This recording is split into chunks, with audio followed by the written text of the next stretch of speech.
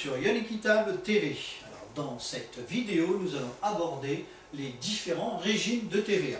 Alors, nous verrons successivement la franchise en base de TVA, le régime du réel simplifié et le régime du réel normal. Ces trois régimes sont des régimes destinés aux entreprises. Alors, ce qu'il faut savoir, c'est qu'une entreprise qui est imposée à la franchise en base de TVA peut opter, c'est-à-dire peut demander à être imposée au réel simplifié, et celle du réel simplifié peut demander à être au réel normal. Nous aborderons aussi deux autres organisations qui peuvent être liées à la TVA, les associations, et puis celles qui sont en dispense de TVA. Alors, commençons par les entreprises en franchise en base de TVA. Généralement, ça concerne de petites structures, de petites entreprises individuelles, dont le chiffre d'affaires à l'année, je rappelle que le chiffre d'affaires c'est le montant de leur vente, donc chiffre d'affaires de l'année civile précédente va être inférieur à certains seuils. Voyons ces seuils. Premier seuil, il faut que le chiffre d'affaires soit inférieur à 82 800 € pour tout ce qui est activité de commerce, acheter, revendre, de restauration, consommer sur place, ou d'hôtellerie, prestation de logement. Deuxième type d'entreprise, ce sont les prestataires de services qui fournissent des services commerciaux ou non commerciaux. On peut y trouver les coiffeurs comme les chauffeurs de taxi. Le seuil ici à ne pas dépasser, c'est un chiffre d'affaires de 33 200 € par an. Dernier cas, donc un petit peu plus spécifique, ce sont tout ce qu'on appelle les activités réglementées, comme les avocats, les avoués, ou alors des opérations liées à la création, donc les œuvres de l'esprit et certaines activités d'auteur-interprète. Là, le seuil est fixé à 42 900. Ça veut dire que en dessous de ce seuil de 42 900, on est en franchise en base de TVA. Au-dessus, on va donc passer au régime supérieur, qui est le régime du réel simplifié.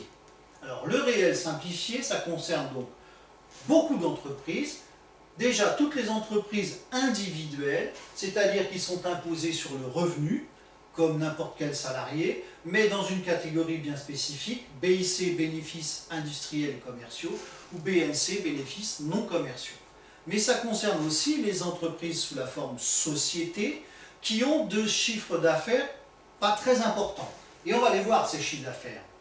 Donc, premier type, toujours pour les entreprises de restauration, d'hôtellerie ou de commerce, il faut que leur chiffre d'affaires soit compris entre 82 800 et 789 000 €.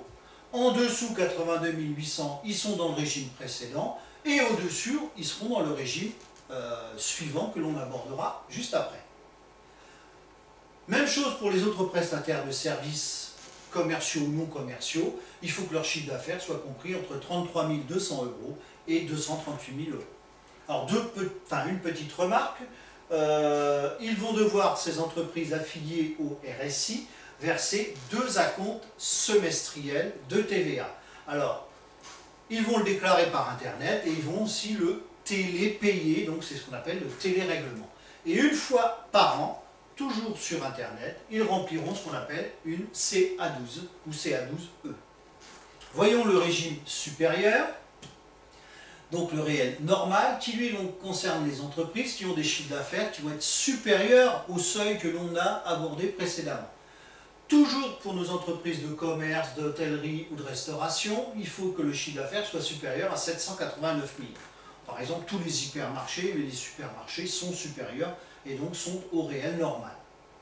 Même chose pour les prestataires de services commerciaux ou non commerciaux, le seuil est à 238 000. Donc au-dessus de ce seuil, ils sont au réel normal. Là aussi, particularité, caractéristique, c'est chaque mois, l'entreprise devra faire une télédéclaration et un télérèglement, c'est-à-dire le paiement tous les mois de sa TVA. Passons maintenant à des régimes un petit peu différents, qui est le régime des associations. Alors, par nature, une association va échapper à la TVA. Mais il faut faire attention, une association n'a pas le droit de faire des bénéfices. Mais elle a la possibilité de facturer.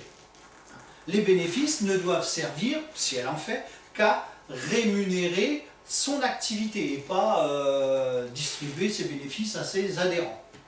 Alors voyons les seuils.